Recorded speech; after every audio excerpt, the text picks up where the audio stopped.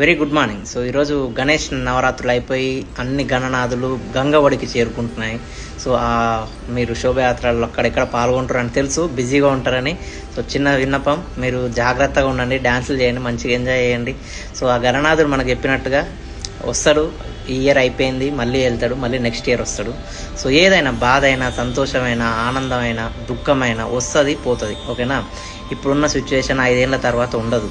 Okay, ఇవన్నీ మీకు అర్థం కావాలి. ఓకేనా? వినాయక చవితి కూడా మనకు ఒక టీచ్ చేస్తుంది లిటరల్గా.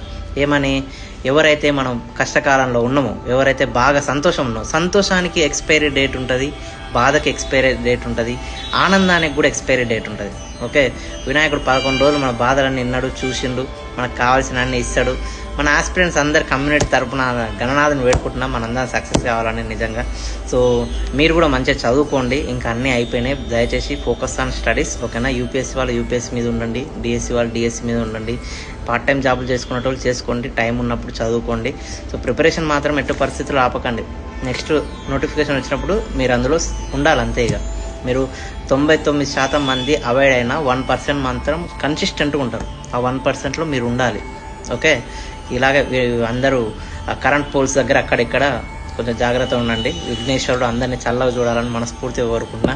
ఓకేనా? I wish you very all the best.